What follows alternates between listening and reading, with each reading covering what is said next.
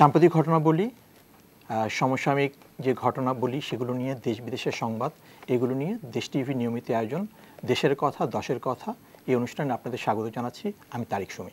আমাদের সাথে আজকে অনলাইনে যুক্ত আছেন জনাব নিয়াজুর রহমান, পরামর্শক ড্যাব রাজুক।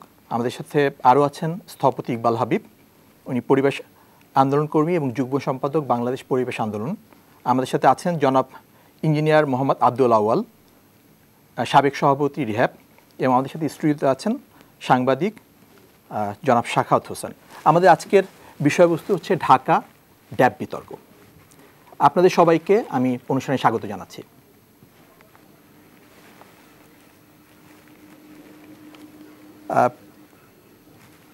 জনাব নিয়াজুর রহমান, আপনি শুনতে পাচ্ছেন? জি জি। আচ্ছা, আমরা অনুষ্ঠানের শুরুতেই আমরা দর্শকদের বলতে চাই, আপনাদের যদি কোনো জিজ্ঞাসা থাকে অথবা আপনারা যদি আমাদেরকে কোনো ধরনের প্রশ্ন করতে চান, আপনারা দেখবেন যে টেলিভিশনের পর্দায় দুটো ফোন নাম্বার দেওয়া আছে, সেখানে আপনারা প্রশ্ন করতে পারেন, অথবা আমাদেরকে ফেসবুকে লাইভ লিঙ্কে লগ ইন করতে পারেন www.facebook.com/deshtv online। শুরুতেই আমি যেটা বলবো যে ড্যাপের আমাদের যেই এখনকার যে সংস্করণ আমরা পেয়েছি সেটা সেপ্টেম্বর মাসে, এবং সেটা নিয়ে শুরুতে একটা বিতর্কের সূচনা হয়েছে। তো আমরা আসলে বোঝার জন্য যে এই বিতর্কটা কেন, এবং সেই জন্য আমি জনাব নিয়াজুর রহমান আপনাকে আমন্ত্রণ জানাচ্ছি। আপনি যদি একটু আমাদেরকে ব্যাখ্যা করে বলেন যে আসলে এইবার যে আপনার ড্যাপ যেটা তৈরি করেছেন এই সংশোধিত ভার্সনে, সেখানে আপনাদের মূল উদ্দেশ্য কী ছিল? আপনারা আসলে কিভাবে দেখার চেষ্টা করেছেন যে ঢাকা শহরের জোনিং প্ল্যানটাকে, এবং কিভাবে আপনারা চিন্তা করেছেন যে নাগরিক সুবিধাগুলোকে নিশ্চিত করার জন্য আমরা যে তিলোত্তমা নগরী ঢাকার কথা ভাবছি সেটা কিভাবে করে তৈরি করা সম্ভব? জি, আমাদের অতিথিদেরকে এবং যারা এই অনুষ্ঠান দেখছেন দেশের সারা দেশে, তাদের সবাইকে আমি সালাম জানাচ্ছি এবং অভিনন্দন জানাচ্ছি। আমাদের একটা জিনিস প্রথমেই বলে রাখছি যে নগর পরিকল্পনা তৈরি করা হয় যে এটা কিন্তু একটা প্রক্রিয়া, এবং খুব থিওরিটিক্যালি বলতে হয় এটা একটা চলমান প্রক্রিয়া। আমার কথা কি শোনা যাচ্ছে পরিষ্কার? জি, শোনা যাচ্ছে। আচ্ছা, চলমান প্রক্রিয়া। এটা একটা পর্যায়ে একটা ডকুমেন্ট তৈরি করা হয়, যে ডকুমেন্টটা আসলে পরবর্তী পর্যায়ে আগামী 20 বছর ধরে এই নগর ব্যবস্থাপনা কি প্রক্রিয়ায় চলবে মূলত সেটারই দিক নির্দেশনা দেয়। এটা কিন্তু আমরা যখন একটা দালানের নকশা দেখি, প্ল্যান দেখি, কিংবা রাস্তার একটা কনস্ট্রাকশনের আগে প্ল্যান দেখি, তার সাথে একটু পার্থক্য আছে, কারণ ওই প্ল্যানগুলি আসলে একটা এন্ড প্রোডাক্ট, অর্থাৎ একটা কমপ্লিট জিনিস হয়। ওটা কনস্ট্রাকশন শুরু হয়ে যাওয়ার পরে, ওই প্ল্যান অ্যাপ্রুভ হওয়ার পরে ওটা সাধারণত বদলানোর কথা না, এবং বদলানো হয় না আনটিল আনলেস সেখানে কোনো ধরনের বড় ধরনের সমস্যা দেখা যায়। কিন্তু নগর পরিকল্পনার ক্ষেত্রটা সম্পূর্ণ ভিন্ন। এটা একটা ফ্রেমওয়ার্ক তৈরি করা হয়, এবং সেই ফ্রেমওয়ার্ক অনুযায়ী কিন্তু একটা প্রসেস স্টার্ট করা হয়। তো এখন এটা হচ্ছে আমার বেসিক জিনিসটা, যেটা নিয়ে সাধারণভাবে পেশাজীবীদের বাইরে যারা আছেন তাদেরকে এই জিনিসটা ক্লিয়ার করে দেওয়া দরকার ছিল। দ্বিতীয়ত হচ্ছে, আমরা যখন এবার ড্যাপ তৈরি করার কাজে নিয়োজিত হই, এটা আসলে রিভাইজ করার কথা বলা হচ্ছে, যে আগের যে ড্যাপ সেটাকে আপডেট করা, এবং নতুন পরিস্থিতিতে আসলে আগামী 20 বছরে কিভাবে নগর ব্যবস্থাপনা প্রক্রিয়াটা পরিচালিত হবে সেটাই থাকার কথা। তখন আমরা এবার যেটা মূলত লক্ষ্য রেখেছি, যে মানুষের দিকে খেয়াল রেখে, যে মানুষের আসলে চাহিদা কি। মানুষের চাহিদা বলতে গেলে বলতে হয় যে ঢাকা শহর কিন্তু একটা হোমোজিনিয়াস কমিউনিটি দ্বারা গঠিত না, অর্থাৎ এখানে যেমন অতি উচ্চবিত্ত আছে, অতি দরিদ্র আছে, এবং মাঝখানে একটা বিরাট নিম্ন মধ্যবিত্ত এবং নিম্নবিত্তের মানুষ আছে। তা আমরা বিভিন্ন স্ট্যাটিস্টিক্স থেকে যেটা দেখি, সেটা হচ্ছে প্রায় 80 থেকে 90% মানুষ কিন্তু আসলে নিম্নবিত্ত কিংবা নিম্ন মধ্যবিত্তের মধ্যে পড়ে। তা আমরা তখন দেখলাম যে এই যে মানুষকে, এদের দিকে আমাদেরকে লক্ষ্য রাখতে হবে। এরাই মূল, কারণ একটা ড্যাপের মধ্যে দিয়ে কিন্তু আপনি সবকিছু সমাধান আগামী 10 বছরের মধ্যে করতে পারবেন না, বরং যেগুলি আসলে আমাদের লিভারেজ পয়েন্ট, অর্থাৎ যে মৌলিক বিষয়, সেখানে হাত দিতে হবে, যাতে তার থেকে অন্য জিনিসগুলি, যে ছোটখাটো লেস ইম্পর্টেন্ট জিনিস কিংবা লেস প্রায়োরিটি জিনিস আছে, সেই বিষয়গুলি আমরা সমাধান করতে সুবিধা হয়। তো এইখানে আমরা মূলত দেখলাম যে আমাদের ঢাকার যে 80 থেকে 90% মানুষের মৌলিক যে সমস্যা, তার মধ্যে এক নম্বর হচ্ছে শিক্ষা সমস্যা। আপনি জানেন যে বাংলাদেশ স্বাধীন হওয়ার পরে ঢাকা শহরে যে পাকিস্তান আমলে যে স্কুলগুলি ছিল, বড় বড় নাম করা school, university level school, Dhanmondi level government level school, তারপরে আপনার রেসিডেন্সিয়াল মডেল স্কুল, এই যে আমি কয়েকটা নাম বললাম, এই ধরনের উচ্চ মানের এবং মানসম্পন্ন স্কুল আপনি যদি ঢাকায় বাংলাদেশ স্বাধীন হওয়ার পরে সাধারণ জনগণের জন্য হয়েছে, এটা প্রায় নাই বললেই চলে। তো এক নম্বর ছিল আমাদের ওই জিনিসটা। দ্বিতীয়ত হচ্ছে স্বাস্থ্যসেবা আপনি জানেন ঢাকার বাইরে প্রতিটা উপজেলায় কিন্তু একটা উপজেলা স্বাস্থ্যকেন্দ্র আছে। সেই একটা উপজেলার যে জনসংখ্যা, তা কিন্তু ঢাকার অনেক ওয়ার্ডের জনসংখ্যার চেয়ে কম। সেই তুলনায় আমরা যখন দেখলাম যে ঢাকায় আসলে যে ওয়ার্ড ভিত্তিক কোনো স্বাস্থ্যকেন্দ্র নাই, এবং যে কয়টা সেন্ট্রাল হসপিটাল আছে সেখানে যদিও 10 টাকা 20 টাকার টিকিট দিয়ে মানুষ চিকিৎসা পায়, কিন্তু সেইখানে আসা যাওয়া করতে গিয়ে একজন নিম্নবিত্তের মানুষের কিন্তু অলমোস্ট 2 দিনের রুজি বন্ধ হয়ে যায়। এবং যদিও এখানে 10 টাকার টিকিটে হচ্ছে, দেখা যাচ্ছে যে তার আসলে 2 দিনের রুজি মানে হচ্ছে 800-1600 টাকা। আমি একদম দিন মজুরের কথা বলছি, কিংবা একজন কৃষক রিক্সা চালকের কথা বলছি, 1600 থেকে 2000 টাকা তার খরচ হয়। তৃতীয়ত হচ্ছে নিম্নবিত্তে বাসস্থানের সমস্যাটা। তো নিম্নবিত্তে বাসস্থান সম্বন্ধে আমাদের যারা উচ্চবিত্ত আছে আমাদের ধারণা যে তাদের জন্য কিছু সাহায্য দরকার। কিন্তু আমরা যখন এই ব্যবস্থাটাকে পর্যালোচনা করলাম, তখন দেখলাম যে আমাদের যে নগর পরিকল্পনা এবং বিশেষভাবে ইমারত নির্মাণ বিধিমালা, সেই দুইটা আইন এমনভাবে তৈরি করা হয়েছে যে যেখানে আসলে নিম্নবিত্ত কিংবা নিম্ন মধ্যবিত্তের জন্য বাসস্থান, আইনানুগভাবে বাসস্থান তৈরি করা এবং ইনক্রিমেন্টাল ইনভেস্টমেন্টের কোনো স্কোপ নেই। যে উদাহরণ দিই আমি আপনাকে, যেমন ইমারত নির্মাণ বিধিমালায় কিন্তু বলা আছে যে আপনার বাড়ির নিচে কার পার্কিং রাখতে হবে। এমন একটা শহরে, যে শহরে ব্যক্তিগত গাড়ির সংখ্যা মাত্র 4 থেকে 5%-এর মধ্যে, এক্সাক্ট আমরা যখন 2018 সালে স্ট্যাটিস্টিক্স নেই, সেই হিসাবে 4.4% পরিবারের কাছে মাত্র গাড়ি আছে। এবং সেই শহরের 100% আবাসিক ভবনের কথা বলছি আমি কিন্তু আবাসিক না এমন ভবন নিয়ে আলাপ করছি না। সেইখানে কি যুক্তিতে সব পার্কিং থাকবে? এবং এই পার্কিং থাকার কারণে হচ্ছে যে বাড়ির খরচ বেড়ে যাচ্ছে, এবং তার সেটব্যাক রেগুলেশনস, তার রোড উইথের যে বিধানগুলি আছে, সেগুলি আসলে খুবই, এই স্ট্যান্ডার্ডটা খুব হাই, এবং উচ্চবিত্ত এবং উচ্চ মধ্যবিত্ত ছাড়া কেউ এটা এফোর্ড করতে পারে না। যার প্রতিফলন দেখা গেছে হচ্ছে ঢাকা শহরে যে দালান কোটা আছে, তার বলা হচ্ছে 96% দালানেরই কোনো প্ল্যান পাস করা নাই।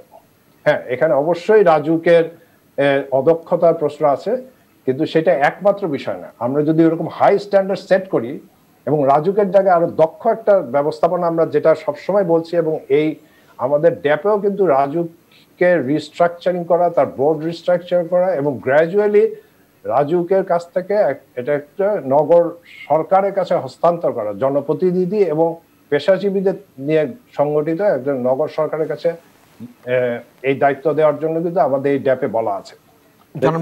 আমি একটু যদি আপনাকে আমি একটু ইন্টারাপ্ট করছি। আপনারা যেটা বলছেন যে আপনারা, যদি আমরা ভুল বুঝে না থাকি, আপনারা বলছেন যে আপনারা কনসিডার করেছেন শিক্ষা, স্বাস্থ্য, বাসস্থান এবং পরিবেশ, এবং এগুলো আপনারা শুধুমাত্র উচ্চবিত্তের কথা চিন্তা না করে উচ্চবিত্ত, নিম্নবিত্ত, মধ্যবিত্ত সবাইকে চিন্তা করে আপনার ড্যাপটা প্রণয়ন করেছেন। আমি এবার জনাব ইকবাল হাবিবের কাছে জানতে চাচ্ছি যে ওনারা যেটা বলেছেন, ওনারা সবাইকে একটা চিন্তা করে একটা সমন্বিত একটা ড্যাপের কথা ওনারা বলছেন, তাহলে সমস্যাটা কোথায়? ধন্যবাদ জানাই এবং আসসালামু আলাইকুম সকলকে। বলে রাখা উচিত, ডিটেল এরিয়া প্ল্যান বা ড্যাপ তৈরি করা একটা অত্যন্ত ঝুঁকিপূর্ণ কাজ, কারণ ঢাকার মতো শহরে এটা এর বহুমাত্রিকতা এত প্রবল, এত ব্যাপক যে এটা একটা কঠিন কাজ, এবং সেই কাজ সম্পাদন করাও সময়ের ব্যাপার, আরো বেশি বিনিয়োগেরও ব্যাপার আছে, অনেক পরীক্ষা নিরীক্ষারও ব্যাপার আছে। সেই পরিমাণ পরীক্ষা নিরীক্ষা করার সুযোগ এখানে ছিল কিনা বা করা হয়েছে কিনা, সেটার একটা বড় প্রশ্ন। আমি আসলে যে আলোচনাটা শুনছিলাম, সেখান থেকে যদি আপনাদেরকে বলি, রাজনীতিবিদরা বলেন, আমরা এখন পেশাজীবীরাও বলছি, দরিদ্রের কথা, সকল মানুষের কথা, অন্তর্ভুক্ততার কথা, কিন্তু কতগুলো বিষয় বোঝা দরকার। যেমন স্কুল ভিত্তিক আবাসন ইত্যাদি নিয়ে আলাপ আলোচনা করছিলেন জনাব নিয়াজ রহমান সাহেব। আসলে ঢাকায় দরিদ্র মানুষের আবাসন হচ্ছে না কেন? আবাসন হচ্ছে না ইমারত নির্মাণ বিধিমালার জন্য? তা না, সাদা চোখে গরিব মানুষও বোঝে, সবাই বোঝে। কিন্তু আমি যদি ভাষণের নাম না বলতে চান, আমার কিছু করার নেই। এক, ঢাকা শহরের জমির দাম অত্যধিক বেশি, সারা পৃথিবীতে তুলনা করলে সর্বাধিক। এবং এর অন্যতম প্রধান কারণ জমির মালিকানা 1/3 মানুষের হাতে। সমস্ত জমির মালিকানা 1/3 মানুষের হাতে। তার মানে 2/3 মানুষ ভাড়ায় থাকে বা কোন রকমে জীবন ধারণ করার চেষ্টা করছে। এক। দুই, দরিদ্র মানুষের জন্য কোনো প্রকল্পে বিনিয়োগ হচ্ছে না। আপনি কি কোনো দরিদ্র মানুষের কোনো বিনিয়োগের কোনো প্রকল্প দেখেন? একটা প্রকল্পই নেওয়া হয়েছিল সেই ক্যান্টনমেন্টের ওপাশে, এবং সেটাও আগুন টাগুন জ্বলে টলে আলটিমেটলি ওই প্রকল্প কাজ করে নাই। দরিদ্র মানুষের জন্য পূর্বাচলের মতো যে নতুন ঢাকার স্বপ্ন দেখাচ্ছে, সেই বিশাল প্রকল্প। জনাব ইকবাল হাবিব, আমি একটুই বলছি, আপনি বলছেন একটা প্রকল্প নেওয়া হয়েছিল যেটা আমরা জানি যে সরকারের ভাষান টেক প্রকল্প, ভাষান টেক প্রজেক্ট, সেটাও কিন্তু আলটিমেটলি দরিদ্র হাতে বরাদ্দ করা যায়নি, ধনীরা নিয়ে নিয়েছে। আর যে জমি পূর্বাচলের মতো বড় প্রজেক্ট, সেখানে 6.4% জমি রাখা হচ্ছে গরিব মানুষের জন্য। যদিও নিয়াজ রহমান সাহেব বললেন সঠিক তথ্য, ঢাকার 44% বস্তিবাসী। এবং এই যে চিত্র, 44 লক্ষ বস্তিবাসী। একই রকম ভাবে এই সমস্ত প্রকল্পে ব্যাংক বিনিয়োগ করে না, কারণ ব্যাংক দরিদ্র মানুষকে, এই দরিদ্র মানুষ, এই 44% বস্তিবাসী, এদেরকে বিনিয়োগের কোল্যাটারাল নাই বলে তাদের কাছে বিনিয়োগ করে না। আসলে সমস্যাটা অন্য জায়গায়। আমাদের ভূমি টেনিউরশিপ, জমির মালিকানা জড়িত ঝামেলায় আমাদের সরকারকে দায়িত্বশীল আচরণের মধ্যে দিয়ে, অর্থাৎ বড় বড় প্রকল্প করছো, প্রাইভেট হোক সরকার হোক, দরিদ্র মানুষের জমিটাকে 1/3 বরাদ্দ নিশ্চিত করা। এই যে জমির যে ব্যাংক তৈরি করা, সেটা কখনোই তৈরি করা হয়নি। তো দরিদ্র মানুষের ভূমি তো, ভবন তো হবে না। আর বড় লোকরা, যারা বিনিয়োগ করছেন, তারাও এই সুযোগটা পাওয়া, অর্থাৎ সরকারের যদি সহযোগিতা পায়, তাহলে কিন্তু তারা বিনিয়োগ করবে, কারণ মুড়ি মুরগির পক্ষে বিক্রি হবে এটা। একটুখানি বলে রাখি, একটা বস্তিতে দরিদ্র মানুষ প্রতি বর্গ ফুটে 42 থেকে 46 টাকা ভাড়া দেয়, আর ধনীরা ধানমন্ডি আবাসিক এলাকার মতো জায়গায় 26 টাকা থেকে 28 টাকা ভাড়া দেয় প্রতি বর্গ ফুটে, সকল সুবিধা নিয়ে। আর ওরা শেয়ার টয়লেট, শেয়ার কিচেন, একটা ফ্যান, একটা লাইট। সেজন্য বলছি, এই সমস্ত তথ্যের উপর ভিত্তি করে আমাদের উচিত ছিল ত্রিপুরা প্ল্যানের মতো পরিকল্পনায় যথার্থভাবে ভূমির ব্যবস্থাপনা তাকে দেওয়া, এবং সেখানে বিনিয়োগ ব্যবস্থাপনা দেওয়া। গরিবের কথা অনেক বলা হলো, আর কতগুলো 13টা ডট ডট ডট দিয়ে বললাম দরিদ্রের জন্য ব্যবস্থা করা হোক। কাকে বললেন, কি বললেন, কেন বললেন, প্রক্রিয়া কি, জমি কোথায়? এই সমস্ত সমাধান না করে ইমারত নির্মাণের দিকে তাকিয়ে একটা অন্য রকমের, আমরা যেটাকে বলি double barrel wagon fallacy, barrel wagon ফ্যালাসির মতো ওই দিকে তাকিয়ে যুদ্ধ করা, ডন কুইকজোর মতো, এইটা কিন্তু ঠিক না। আমরা সমস্যাকে নিরূপণ করব, এবং সেইখানেই এই নিয়ে এত আলোচিত বিষয়, সেটাকে এড়িয়ে যাওয়ার এই চেষ্টাটা আমি মনে করি যথার্থ না। এই যে স্বাস্থ্যসেবার কথা বললেন, স্কুলের কথা বললেন, আর আমাকে বলেন তো একটা স্কুলের জমি কে দিবে, কোথা থেকে পাবেন? আপনি যদি এখন ওল্ড টাউনে গিয়ে বলেন এখানে একটা ল্যাবরেটরি স্কুল বানাবো, কে দিবে আপনাকে জমি? এই প্রক্রিয়াগুলি কিন্তু বলতে হবে, এই প্রক্রিয়াগুলি যথাযথভাবে উপস্থাপন করতে হবে। যদি সেটা না হয়, তাহলে গল্পই থেকে যাবে। ওই গোয়ালের কাজীর গরু থাকবে, কাজীর দলিলে, গোয়ালে থাকবে না। এই জায়গাগুলো নিয়ে আমরা কথা বলছি। কেন কথা বলছি? কারণ সকলে মিলে আলোচনা করে নিশ্চয়ই আমরা বিভিন্ন বিকল্প পথের সম্ভাবনাগুলো পর্যালোচনা করলে একটা না একটা পথ পাবো, দুটো পথ পাবো, 5টা পথ পাবো, এবং সবাই মিলে সেই পথগুলোর যথার্থতা নিয়ে আমরা রাজনীতিবিদদের হাতে শক্তিশালী করব। এই কারণেই আমরা বিতর্ক না, আমরা এটাকে সমৃদ্ধ করা, এটাকে যথার্থ করার একটা প্রয়াসের মধ্যে এই মুহূর্তে এঙ্গেজ, এবং সেই আলোচনার মধ্যেই আপনারা আজকে টকশো করছেন। জি, ইঞ্জিনিয়ার আল সাহেব, আমি আপনার কাছে আসলে যে প্রশ্নটা করব সেটা হচ্ছে যে ইকবাল হাবিব সাহেব বললেন যে পুরো ব্যাপারটার ক্ষেত্রে একটা মাত্র দিককে আমরা আসলে আইডেন্টিফাই করেছি, যেটা ইমারত নির্মাণ বিধিমালার কথা বলছেন ওনারা। আচ্ছা, এখানে যেই আপনাদের রিহ্যাবের পক্ষ থেকে, আপনি যেহেতু রিহ্যাবে ফর্মার প্রেসিডেন্ট ছিলেন, ওই জায়গা থেকে আপনারা কি মনে করছেন এখন যে ড্যাপটা হয়েছে সেই ড্যাপটা কি যুগোপযোগী কিনা, অথবা সেই ড্যাপটা কি আসলে সবার পারপাস সার্ভ করছে কিনা? ধন্যবাদ দেশ টিভিকে আমাকে আমন্ত্রণ জানানোর জন্য। সবাইকে সালাম জানাচ্ছি। আসলে আমার পরিচয়টা আমি রিহ্যাবের এক্স প্রেসিডেন্ট হিসেবে দিতে খুব একটা স্বাচ্ছন্দ্য বোধ করি না। বরং স্বাচ্ছন্দ্য বোধ করি এই পরিচয়টা যে আমি একজন সচেতন নাগরিক বাংলাদেশের। আমি বাংলাদেশের জনগণের টাকা লেখাপড়া করেছি, সুতরাং আমার একটা দায় আছে, দায়িত্ব আছে, সামাজিক দায়বদ্ধতা আছে, সেখান থেকেই কথা বলি আমি। ব্যবসা আমি করি, একটা কিছু না কিছু করতে হবে, সেই শেষে ব্যবসায় আমি তো যাক, সেটা একটা পরিচয়, আমি সেটাকে অস্বীকার করছি না। কিন্তু শুরুতেই যদি কথাটা বলতে হয়, আমি কোন দিক দিয়ে শুরু করবো জানি না, তবে কথা হলো যে এই জায়গাটা যে অন্ন, বস্ত্র এবং বাসস্থান মানুষের মৌলিক চাহিদা, এটা how to meet this basic needs. তো কথা হলো যে যে কোনো সরকারের জন্য একটা বিরাট চ্যালেঞ্জ কিন্তু, এবং এই দায়িত্বটা কিন্তু সরকারের। হ্যাঁ, তবে কথা আছে, সেটা হলো যে অন্ন এবং বস্ত্র এই দুটো ব্যক্তিগতভাবে অর্গানাইজ করা সম্ভব কোনো না কোনোভাবে, চাকরি করে হোক, ব্যবসা করে, কিন্তু বাসস্থানের ব্যবস্থা এই ব্যক্তিগতভাবে মানে এটা ব্যবস্থা করা এটা খুবই কঠিন।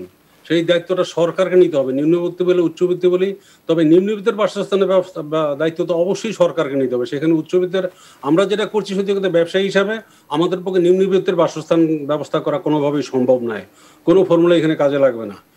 বরং আমরা যেটা করছি এটি হওয়ার কথা, যারা মধ্যবিত্ত বা উচ্চ মধ্যবিত্ত তাদের জন্য আবাসনের ব্যবস্থা আসলে আমরা করছি, কারণ নিম্নবিত্তের জায়গায় আমরা যেতে পারবো না আসলে, কারণ সেটা সরকারি সহায়তায় আসতে হবে। এই জন্য জায়গায় সরকারকেই সেই অর্থের সংস্থান করতে হবে, লোন দিয়া, দীর্ঘমেয়াদী লোন দিয়ে। এখন লোন যেটা ব্যাংক থেকে হচ্ছে সর্বোচ্চ 15 বছরের মেয়াদে, 15 বছরের মেয়াদে লোন নিয়ে এই নিম্নবিত্ত তো মানে নিম্নবিত্ত একেবারে দরিদ্র শ্রেণী তো সম্ভবই না, নিম্নবিত্তের পক্ষে সম্ভব না। বরং এটা 25-30 বছরের মেয়াদি যদি হয় স্বল্প সুদে, তাহলে হয়তো সেটা অ্যাফোর্ড করা যেতে পারে। তা আমার মূল কথা হলো এই জায়গাটা নিম্নবিত্তের বাসস্থানের জন্য বা অতি দরিদ্র জনগণের বাসস্থান দায়িত্ব কিন্তু আসলে সরকারকে নিতে হবে। আর আমরা ঢাকা শহরের যদি বসবাসযোগ্যতার কথা বলি, সেটা তো একটা সমস্যা, কিন্তু এই সমস্যার পিছনে কি কি কারণ আছে, কারণগুলো কি আমরা খুঁজে বের করেছি আসলেই। এই যে বসবাসযোগ্যতা হারানোর পিছনে শুধুমাত্র বিধিমালা 2008ই দেয় এমনটা ভাবার তো কোনো কারণ নেই। কিন্তু আমি যেটা দেখেছি প্রথম আলো রিপোর্টের মধ্যে ওই কথাটাই বলা আছে যে অন্যতম কারণ। তাহলে বাকি কারণগুলো কি, সে বাকি কারণগুলো চিহ্নিত করা হয়েছে কিনা? যদি সেগুলো সঠিকভাবে চিহ্নিত করা না হয়ে থাকে, তাহলে তো এই জিনিসটা একটা অসম্পূর্ণ দলিল বলে আমি মনে করি। আমার যানজট, জল জট, এগুলোর কি হবে? বসবাসযোগ্যতা হরণের যে বিষয়টা, যে কি কি কারণে বসবাস অযোগ্য ঢাকা শহর হয়ে গেল, সেইখানে আমাদের পরিবেশের অবস্থাটা কি, আমাদের বায়ু দূষণের অবস্থাটা কি, সেই শুধু জনগণত্ব আর এই বসবাসযোগ্যতা নিয়ে আমরা কথা বলছি, কিন্তু বাকিগুলোর কি হবে আসলে, এই জায়গাটা কিন্তু আমাদেরকে যেতে হবে। আমি যে এক কথা বলতে চাই, ঢাকা শহরের কি কি সমস্যা আছে, সব সমস্যার সমাধান করা দরকার, সেরকম একটা দিক নির্দেশন দরকার। সেটা ড্যাপের মধ্যে সম্ভব কিনা আমি জানি না, কিন্তু কথা হলো যে এখানে সরকারের অনেক বড় কিছু রোল নেওয়ার ব্যাপার আছে। শুধু ড্যাপ দিয়ে আমাদের ঢাকা শহরের বসবাসযোগ্যতা আমরা ফিরে আনবো এটা সম্ভব না। যেটা আমি বলি, ঢাকা শহর কখনই বসবাসযোগ্য করা সম্ভব না যতক্ষণ সমগ্র বাংলাদেশকে আমরা বসবাসযোগ্য করতে না পারবো। আমি এই পর্যায়ে এইখানে থামছি, পরে আবার সুযোগ হলে কথা বলবো। ধন্যবাদ আল সাহেব। আমি জি জনাব শাখাওয়াত, আপনি সাংবাদিক হিসাবে আপনি অনেকগুলো ঘটনা দেখেছেন, আপনি ড্যাপ কিভাবে করে প্রসেস হয়েছে সেটা খুব কাছ থেকে দেখেছেন।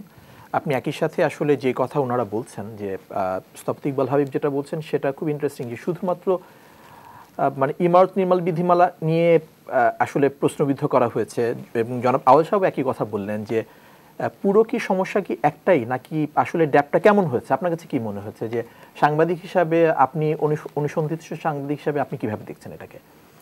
দেশ টিভিকে ধন্যবাদ, একই সঙ্গে সম্মানিত অতিথি যারা আছেন সবাইকে অভিনন্দন জানাচ্ছি আজকের এই প্রোগ্রামে। এখন ওয়ার্কিং জার্নালিস্ট হিসেবে আমি যে বিষয়টি দেখি, প্রথমত হচ্ছে আমরা আসলে এই ঢাকা শহরের বাসিন্দা হিসেবে খুবই আনফর্চুনেট যে আমাদের ঢাকা শহরের সেই 1610 সালে যদি রাজধানী হিসেবে ঢাকা শহর প্রতিষ্ঠিত হয়েছে বা রাজধানীর মর্যাদা লাভ করেছে, কিন্তু আমরা ড্যাপ নিয়ে আমরা কাজেই শুরু করেছি, যদিও কথাবার্তা একটু আগে থেকেই হচ্ছিল, কিন্তু আমরা কাজেই শুরু করেছি 2015 সাল থেকে। পরবর্তীতে আরও 4টা বছর হচ্ছে আমরা পার করে দিলাম, এটা আলোর মুখ দেখেনি। ইনফ্যাক্ট এখনও যেটা আছে সেটাও চূড়ান্ত কিছু না, সেটা হচ্ছে সংশোধিত ড্যাপ, তারা বেশ কিছু যোজন বিয়োজন এখানে করছেন।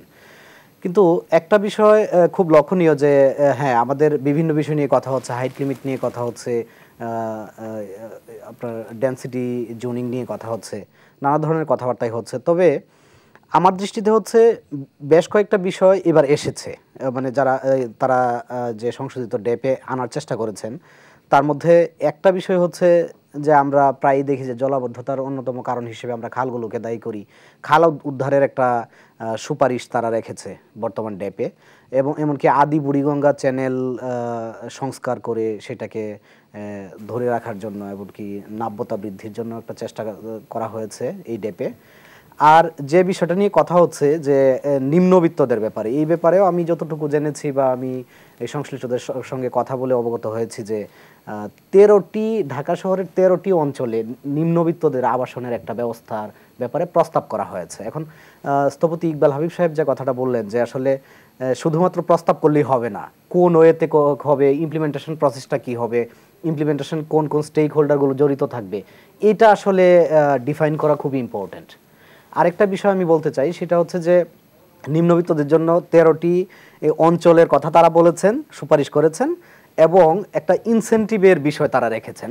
সেই ইনসেন্টিভটা কারা পাবে? যারা হচ্ছে রিয়েল এস্টেট বিজনেসের সঙ্গে জড়িত, যারা হচ্ছে আবাসনের সঙ্গে জড়িত, তারা যদি ওই প্রকল্পগুলোতে কাজ করেন সেক্ষেত্রে হচ্ছে যেমন কোনো একটা প্রতিষ্ঠান যদি মিরপুরে নিম্নবিত্তদের জন্য কোনো আবাসন প্রকল্পে কাজ করে বা বিনিয়োগ করে, সেক্ষেত্রে গুলশান, ধানমন্ডি, বনানী বা ওই সব জায়গায় যদি তাদের অন্য কোনো প্রজেক্ট থাকে, তারা হচ্ছে এই হাইট রেস্ট্রিকশনের কথা যেটা বলা হচ্ছে যে সেটাতেও তারা কিছুটা ইনসেন্টিভ পাবেন। অর্থাৎ যদি তাদের অ্যাপ্রুভাল থাকে 7 তলা, তারা হচ্ছে 8 তলা বা 9 তলা করার একটা সুযোগ দিবেন। সেটা আমি হচ্ছে ডেপের সংশ্লিষ্ট যারা আছে তাদের কাছ থেকে আমি জেনেছি। নিঃসন্দেহে এটি একটি ভালো উদ্যোগ, কিন্তু স্থপতি ইকবাল হাবিব সাহেব যে কথাটা বলেছেন আমি ওনার সঙ্গে একমত যে এটা আসলে ডিফাইন করা উচিত বা আগে থেকেই হচ্ছে সুস্পষ্ট করতে হবে যে এইটা স্টেক হোল্ডার কারা, ইমপ্লিমেন্টেশন কারা করবে এবং সুবিধাভোগীরা কিভাবে সুবিধা ভোগ করবে, এটা খুবই ইম্পর্টেন্ট। আরেকটা বিষয় এসেছে যে এখানে ফ্লাড ফ্লো জোনের মধ্যে তারা হচ্ছে কোনো ধরনের রাস্তা নির্মাণ করা যাবে না, রাস্তা প্রশস্ত করার ব্যাপারে একটা প্রস্তাব এসেছে, 2900 কিলোমিটার রাস্তা প্রশস্ত করার ব্যাপারে একটা প্রস্তাব এসেছে। তারপর হচ্ছে ওয়ার্ড পর্যায়ে যদি আমরা দেখি, এর একটু আগে যে কথাটা হয়েছিল যে ঢাকা শহরে আসলে সেই আমরা যদি 3টা আমল দেখি, মুঘল আমল, ব্রিটিশ আমল বা পাকিস্তান আমল এবং পরবর্তীতে হচ্ছে স্বাধীনতা পরবর্তী বাংলাদেশ, এই সময় আসলে শিক্ষা প্রতিষ্ঠান, স্বাস্থ্য, আমরা বলতে গেলে যে আগের যে প্রতিষ্ঠানগুলো ছিল সেগুলোর সেবার মান নিয়েও যথেষ্ট প্রশ্ন আছে। তারপরও আমরা বলবো যে সেগুলো আছে, সেখানে সেবা দেওয়া হচ্ছে। কিন্তু এখন রাজুকের আওতা বেড়েছে, সিটি কর্পোরেশনের সঙ্গে বেশ কয়েকটি নতুন ওয়ার্ড, 36টি নতুন ওয়ার্ড যুক্ত হয়েছে শুধু ঢাকার সঙ্গেই, যদিও রাজুকের সঙ্গে হচ্ছে গাজীপুর এবং নারায়ণগঞ্জ আওতাভুক্ত। কিন্তু এখন আরেকটি বিষয়, যে বিষয়টি মানে অবশ্যই প্রশংসনীয়, সেটি হচ্ছে তারা বলেছে যে 3 থেকে 4টি সরকারি স্কুল ওখানে স্থাপন করা হবে। বাট আমিও স্থপতি ইকবাল হাবিব সাহেবের সঙ্গে একেবারেই একমত যে এই স্কুল আসলে কারা নির্মাণ করবে, কোন ওয়েতে নির্মাণ করবে, কোথায় নির্মাণ করবে, সেই বিষয়টা একটু যদি আমরা নিশ্চিত করতে না পারি। আমি শাখাত আপনার কাছে আসছি, নিয়াজুর রহমান সাহেব, আমি আবার আপনার কাছে ফেরত যাচ্ছি যে আসলে অনেকগুলো প্রশ্ন এসেছে। হ্যাঁ, আমি আমার প্রশ্নের উত্তরে যাওয়ার আগে আমাদের এই গত প্রায় 1 মাস ধরে, কিন্তু এর আগেও হয়েছে, গত 1 মাস ধরে ব্যাপক এই ধরনের আলোচনার আমাকে অংশগ্রহণ করতে হচ্ছে। আমি শুধু একটা জিনিস আগে পরিষ্কার জেনে নিতে চাই, কারণ এর আগের যে একটা অনুষ্ঠান হয়েছিল একটা অন্য একটা মিডিয়া থ্রুতে, সেইখানে আলোচনা হয়েছিল 2 ঘন্টা 20 মিনিট। 2 ঘন্টা 20 মিনিটের মধ্যে আমি আর আমার ওই প্রজেক্টের পিডি সাহেব ছিলেন, উনি তো জাস্ট ওনার সরকারি যে আমরা দেখব আপনাদের এগুলি ইয়ে হচ্ছে, উনি ওই অ্যাসুরেন্সটা দিয়েছে যে এইসব আলোচনায় উনি আসছেন শুধুমাত্র আলোচনাগুলিকে শোনার জন্য, রেকর্ড করার জন্য, এবং এগুলি যাতে কনসালটেন্ট তাদের ইয়েতে নেয়, কনজিজেন্সে নেয়, নিয়ে ওগুলির উত্তর সদুত্তর দেয় কিংবা সেই অনুযায়ী ওই সব অফিসিয়াল কথা বলতে আসছে। তাহলে এই 2 ঘন্টা 20 মিনিটের মধ্যে আমার সময় ছিল 9 মিনিট। আমরা সবাই স্কুল কলেজ থেকে পাশ করে আসছি। আপনি একটা প্রশ্ন পড়তে আপনার কত মিনিট লাগে, আবার সেই প্রশ্নের উত্তর দিতে কতক্ষণ লাগে? এই যে জাস্টিসটা কি আমি এখানে পাবো? যে আমাকে যখন 5টা কোয়েশ্চেন করা হবে, 5টা কোয়েশ্চেন করতে 30 সেকেন্ড করে লাগবে, তারপরে আমি যখন কথা বলবো তখন কি আমি কি সেই সময় পাবো? আমি কোথাও পাচ্ছি না। সো এই জিনিসটা খেয়াল রাখতে হবে। আমি আশা করব এই জিনিসটা খেয়াল রাখবে, কারণ না হলে হচ্ছে কি আমরা কিন্তু বিভিন্ন জায়গায় যাচ্ছি, 10টা 20টা প্রশ্নের মুখোমুখি হচ্ছে, আমি 1টা কি 2টা প্রশ্নের উত্তর দেওয়ার সাথে সাথে আমার সময় শেষ হয়ে যাচ্ছে। এবং ভয়াবহ জিনিস হচ্ছে যে এই প্রশ্নগুলির অবশ্যই উত্তর দেওয়া দরকার জনগণের সামনে, কারণ এটা গণমাধ্যম, হাজার হাজার লাখ লাখ লোক এটা দেখছে। ওনারা কিন্তু দেখছে যে এই প্রশ্নের উত্তর নাই, জনাব নিয়াজ রহমান, আমি এই জায়গা থেকে এখন আমি আমরা আসলে যে প্রশ্নগুলো আমরা মানে পেয়েছি, এখন আমি ফেরত আসি উত্তরে দেখি, কারণ আমি এখনো জানি যে আমি 1:3 এই প্রপোর্শনে পাবো, এবং সেখানে হচ্ছে প্রতি 5টা, আমি যদি 3 জনকে ধরি 3টা করে কোয়েশ্চেন করি, 10টা কোয়েশ্চেনে এগেইনস্টে আমি আসলে 2টা উত্তর দেওয়ার সময় পাবো। আমাদের কাছে মনে হচ্ছে মূল প্রশ্ন আসলে 2টো বা 3টা এসেছে, এই বাস্তবতা ধরেই আমি কথা বলি। আমি আবারও ফেরত যাই একটা প্রশ্নতে, সেটা হচ্ছে আবাসনের ক্ষেত্রে। ইকবাল হাবিব সাহেব যেটা বলেছেন, উনি একজন খুবই অ্যাক্টিভিস্ট, আর্কিটেক্ট এবং খুবই স্বনামধন্য স্থপতি। উনি ওনার ফার্মে অনেক গবেষণা কাজও করে ব্যবসার কাজ বাদে, এবং ওনাদের এই মধ্যবিত্তের পুরান ঢাকায় ওনাদের একটা রিসার্চ কাজ হয়েছিল, যে রিসার্চ কাজটা আমাদের ড্যাপের মধ্যে ইনক্লুড করা আছে। সুতরাং ওনার প্রতি যথেষ্ট রেসপেক্ট নিয়ে আমি কথা বলছি। উনি যে কথাটা বললেন যে উনি যে বাসায় থাকেন সেই বাসায় 28 টাকা, কারণ উনি হয়তো গুলশানে থাকেন, আমি থাকি উত্তরায়। আমার বাসার পার স্কয়ার ফিট ভাড়া হচ্ছে 15 টাকা। আর আমাদের অফিসে যেই পিয়ন কাজ করেন, ওনার বাসার ভাড়া হচ্ছে 35 টাকা থেকে 40 টাকা উঠানামা করে। আচ্ছা, যেই মানুষটা 40 টাকা 35 টাকা ভাড়া দিতে পারে, সে কেন একটা প্রপার বাসা থাকতে পারে না? সেই প্রশ্নটা খুব ক্রিটিক্যাল, যার জন্য আমি বারবার ওই জায়গায় যাচ্ছি। আমাদের ঢাকা শহরে সরকার কর্তৃক আমাদের 40 বছর হয়ে গেছে তো রাষ্ট্রের, আমরা অবশ্যই আশা করি রাষ্ট্র তার মৌলিক চরিত্র বদলাবে। ইকবাল হাবিব সাহেব যে কথাগুলি বলেছেন সেগুলির দিকে নজর দিবেন, কিন্তু আমাদের স্টার্টিং পয়েন্টটা কোথায়? আমাদের কবে রাষ্ট্রের চরিত্র বদলাবে, কবে রাজনৈতিক নেতৃত্ব বদলাবে, সেটার জন্য আমরা অবশ্যই, যার জন্য আমরা 13টা জায়গা আইডেন্টিফাই করেছি এবং সেখানে কি ধরনের আবাসন দরকার সেটা বলেছি। হ্যাঁ, কিন্তু আমরা ইমিডিয়েটলি যে কাজটা করা যেতে পারে সেটা হচ্ছে যে আমি যখন একটা বাসা, এই সরকার যে বাসা সাপ্লাই দেয়, আবাসন সাপ্লাই দেয় সেইটা, এবং রিহাব যে অ্যাপার্টমেন্ট দেয় সেইটা আসলে 2-3% বেশি না। রিহাব তার অফিসিয়াল ওয়েবসাইটে বলে যে তারা বছরে মাত্র 5,000 অ্যাপার্টমেন্ট সাপ্লাই দেয়, which is nothing। এবং সরকারেরও এই একই অবস্থা, এবং সরকার মূলত তার কর্মচারীদেরকে এগুলি দেয়। সুতরাং ইকবাল হাবিব সাহেব যেটা বলেছেন, আমাদেরও সেটা জোর দাবি আছে, কিন্তু আমরা যদি সেইখানেই দাঁড়ায় থাকি, অন্য কিছু না করি, তাহলে আসলে কবে রাষ্ট্রের চরিত্র বদলাবে, তবে কিছু হবে। তো আমরা চেষ্টা করেছি ইমিডিয়েট কি করা যায়। আমরা যখন একটা ছোট বাসার ক্ষেত্রে বিনিয়োগকারীর কথা দেখছি, সেই বিনিয়োগকারী যখন ওই যে আমাদের ইনফর্মাল সেক্টরে যারা কাজ করে, আমাদের ড্রাইভার, পিয়ন, হকার, ছোট মুদির দোকানদার, তারা যে বাসায় চাকরি থাকে, সেই বাসাগুলি প্ল্যান পাস করানো কিন্তু ইমারত নির্মাণ বিধিমালার আইন অনুযায়ী সম্ভব না হওয়ার কারণে তারা কিন্তু আইনের বাইরে গিয়ে এই কাজটা করতে বাধ্য হয়। আমি জেনে শুনে কথা বলছি, আইনের বাইরে গিয়ে কাজটা করতে হয়। তাদের বাসাগুলি প্ল্যান পাস করতে পারে না, প্ল্যান পাস না করার কারণে তার ইলেকট্রিক কানেকশন অবৈধ নিতে হয়, তার ওয়াটার কানেকশন অবৈধ নিতে হয়, তাকে সরকারি বেসরকারিভাবে চাঁদাবাজির মুখে পড়তে হয় বলেই তার বাসায়, যে ইকবাল হাবিব সাহেব যেটা বলছেন, আমি তার সাথে একমত, 30 থেকে 40 টাকার মধ্যে উঠানামা করে। সুতরাং আমরা বলছি যে এই জায়গাগুলি, এবং ঢাকার ছোট ছোট, আপনারা যদি উত্তরখান দক্ষিণখান থেকে শুরু করে পুরান ঢাকায় যান এবং বিভিন্ন জায়গায় যান, গিয়ে দেখবেন 2 ডেসিমেল 3 ডেসিমেল আলা জমির মালিকের সংখ্যা প্রচুর, এবং এনাদের পক্ষে ইনক্রিমেন্টাল ইনভেস্টমেন্ট সম্ভব ছিল। ব্যাংক লোন দেয় না, সেটা যেমন সত্যি, আবার এনজিও ভিত্তিক অর্থাৎ মাইক্রো ক্রেডিট ওয়ালা ব্যাংক কিন্তু আপনাকে 50,000 1 লাখ টাকা লোন দেয়। সুতরাং ওই লোন নিয়ে আপনি যে কাঁচা বাসাটায় থাকতেছেন, সেমি পাক্কা বাসায় থাকতেছেন, সেখানে কিন্তু আপনি একটা গ্র্যাজুয়ালি আপনার ছাদটাকে ঢালাই দিতে পারতেন, গ্র্যাজুয়ালি আপনার টয়লেটটার অবস্থা ভালো করতে পারতেন, আপনার দেয়ালটাকে পাকা করতে পারতেন। অর্থাৎ আমাদের যে হাউজিং সাপ্লাই, তার যে 90% বিল্ডিং সাপ্লাই আসে এই সেক্টর থেকে, প্রাইভেট সেক্টর থেকে। আমরা আসলে শুধু তাদেরকে হেল্প করার জন্য কথা বলেছি। আমরা কখনোই ইকবাল হাবিব সাহেব যেটা বলছেন যে জমি দেওয়া উচিত না, দেওয়া হচ্ছে না কেন, সেইগুলি না করি নেই, বরং ওই কারণেই কিন্তু 13টা পয়েন্ট বলেছি যে যেই 13টা পয়েন্টে এই ধরনের প্রকল্প নেওয়া দরকার, এবং সেই সম্বন্ধে যথেষ্ট তথ্যপত্র আছে। এটা হচ্ছে আমাদের হাউজিং নিয়ে। আর আওয়াল সাহেব যেটা বলছেন যে এটাই কি একমাত্র জিনিস, না, এখানে আসলে আমাদের আরো ভয়াবহ জিনিস আছে শহরে, এটা বাইরে আবাসন, সেটা হচ্ছে সবার জন্য যে পরিবেশ যে বিপর্যয় হচ্ছে, সে পরিবেশ বিপর্যয়, বায়ু দূষণ, জলবদ্ধতা, এইগুলির জন্য আমাদের যে স্টুডিওতে জার্নালিস্ট সাহেব আছেন উনি যেটা বলছেন খাল, এটা ছাড়াও আরো একটা খুব ইম্পর্টেন্ট কাজ আমাদের এখানে করা হচ্ছে।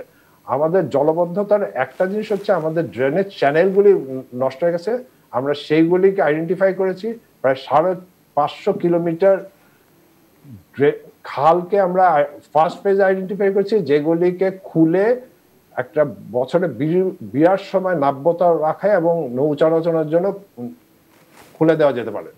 তাছাড়া যেটা হয়েছে যে আমরা ঢাকা শহর, এই আমাদের ঢাকা শহর বলতে আমি সিটি কর্পোরেশন বলছি না, রাজুক এলাকার সেই জায়গাটাকে আমরা 75টা ছোট ছোট ভাগে ভাগ করে অ্যানালাইসিস করা হয়েছে, এবং সেইখানে ওয়াটার ডিটেনশন এবং রিটেনশন, অর্থাৎ বৃষ্টির পানি যাতে মাটিতে আটকায় থাকতে পারে, সেটা যাতে আপনার রাস্তায় চলে না আসে কিংবা আপনার ঘরে ঢুকে না যায়, সেই সম্বন্ধে বিস্তারিত বলা আছে।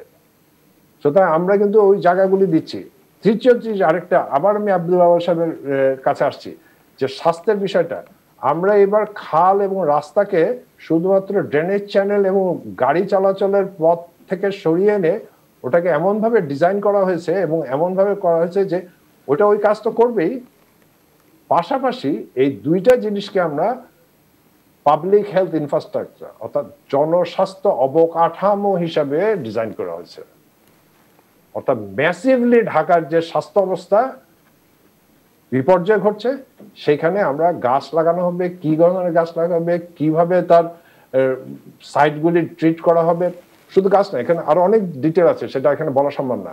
আপনারা ওই রিপোর্ট দেখলে বুঝতে পারবেন। এবং আমি সবাইকে আপনাদের এখানে যারা আসছে আমি তাদেরকে চিনি মোটামুটি, আপনারা বোঝা যাচ্ছে আমার রিপোর্ট পড়েছেন, কিন্তু আপনাদের এটার মাধ্যমে বলছি যে আমাদের রিপোর্টটাকে, এই ড্যাপ রিপোর্টটাকে, আমাদের মানে আমার বলছি না, ঢাকা শহরের জন্য যে ড্যাপ রিপোর্ট তৈরি করেছে, আমার বিনীত অনুরোধ সেটা যথাযথভাবে পড়ে এটা ভুল ত্রুটি খুঁজে বের করে সত্যিকার অর্থে প্রস্তাবনা দেন, যাতে আমরা সবাই মিলে এই জিনিসটাকে ঠিক করতে পারি। আমি প্রথমেই বলেছি কিন্তু একটা জিনিস, যে ড্যাপ কিন্তু একটা বাড়ির প্ল্যানের মতো এন্ড প্রোডাক্ট না। আমরা ফিরছি ছোট একটা বিরতির পর। নিয়াজুর রহমান সাহেব ব্যাখ্যা করার চেষ্টা করলেন যে এখনকার ড্যাপের ওনাদের অবজেক্টিভ কী ছিল, ওনাদের ফ্রেমওয়ার্কের ভিতরে ওনার কী কী জিনিস নিয়ে কাজ করার চেষ্টা করেছেন। সেই জায়গা থেকে চিন্তা করে আপনি একজন সচেতন নাগরিক হিসাবে যেই পয়েন্টগুলো উনি বলেছেন, যে উনি কিন্তু সবগুলোই বলার চেষ্টা করেছেন, স্বাস্থ্য, শিক্ষা অথবা পরিবেশ, সবগুলো, এগুলো নিয়ে আপনাদেরকে কোনো ধরনের কোনো অবজারভেশন আছে কিনা? আচ্ছা, আমি একটুখানি পরে আসতেছি এই বিষয়ে। আমি যেটা বলতে চাচ্ছি, আরেকটা উদ্দেশ্য হলো জনগণত্ব নিয়ন্ত্রণ করা। এটা খুবই ভালো উদ্যোগ, কিন্তু আমার কিছু অবজারভেশন এখানে আছে। কিভাবে সেটা করব, সেটা কিভাবে সম্ভব আমাদের পক্ষে? ঢাকা শহর থেকে জোর করে তো আমরা মানুষ বের করে দিতে পারবো না। কালকেই একটা মিটিং আমি কথাটা বলছিলাম যে আমরা কি রিক্সাওয়ালাদেরকে ঢাকা শহর থেকে বের করে দিতে পারবো না, বরং রিক্সাওয়ালাদের জন্য একটা আলাদা লেন করার চিন্তা করা হচ্ছে। ভালো ভালো উদ্যোগ। আমরা কি গার্মেন্টস কর্মীদেরকে ঢাকা শহর থেকে বের করে দিতে পারবো? সম্ভবত পারবো না, পারিনি, এই পর্যন্ত পারিনি, এই নিয়ে অনেক কথা আছে। তারপরে কথা হলো যে দোকানদার যারা আছে তাদেরকে আমরা বের করে দিতে পারবো। আমি জাস্ট 3টা উদাহরণ দিলাম, কাউকে ইয়া করার জন্য না, কিন্তু কথা হলো যে আপনি কাকে ঢাকা শহর থেকে বের করবেন? বের তো করতে পারবেন না আপনি কাউকে। ইতিমধ্যে 2,10,00,000 লোক ঢাকা শহরে বাস করে এবং প্রতিদিন 2,000, বছরে 5 লাখ 7 লাখ আসতেছে। তদুপরি ঢাকায় যারা আমরা বাস করছি তাদেরও জনসংখ্যাটা দিন দিন বাড়ছে। তাহলে জনসংখ্যা নিয়ন্ত্রণ করবেন কেমন করে আপনি? এই জায়গাটা আমি একটু কনফিউজড। তাহলে আমাদের করণীয়টা কি? আমি যেটা সেদিনও প্রথম আলো পলিটিক্যালি বলেছিলাম যে আমরা এমন কিছু করি যাতে করে ঢাকা শহরে মানুষকে কষ্ট করে থাকতে না হয়। কিরকম কষ্টটা? আমরা যদি একটু মতিঝিল কলোনিতে যাই বা ইভেন গ্রিন রোডে যে স্টাফ কোয়ার্টারে যাই, সেখানে কি দেখতে পাবো? যারা অরিজিনাল এলওটি তারা বাসায় থাকে না, কোথায় থাকে? বারান্দায়।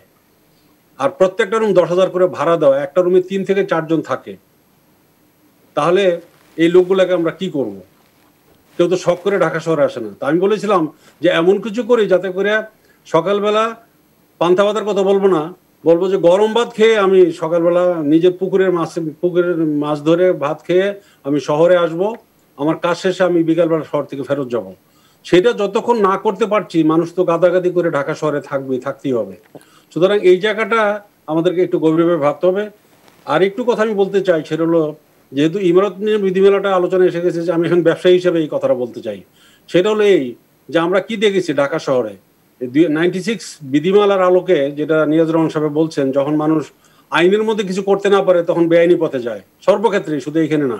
আগে ছিল যে 12 ফুটের নিচে রাস্তা হলে পরে প্ল্যান পাস করা যাবে না, তো 12 ফুটের নিচে রাস্তায় তো বেশিরভাগ ঢাকা শহরে। একটু আবার অন্যদিকে চলে যেতে হয়, সেই রাস্তাগুলো চওড়া করার একটা প্রভিশন কিন্তু নতুন বিধিমালা, ইমারতের বিধিমালা আছে, যেটা আমরা এখন মনে করছি নতুন এই ড্যাপে বলা হচ্ছে যে না, ওইটা বলা যাবে না, ওই বাধ্যবাধকতা দেওয়া যাবে না, কন্ডিশন দেওয়া যাবে না, রাস্তা চওড়া করতে হবে। তো ঢাকা শহরে রাস্তা আছে মাত্র 8 থেকে 9%, যেখানে 20 থেকে 25% থাকার কথা।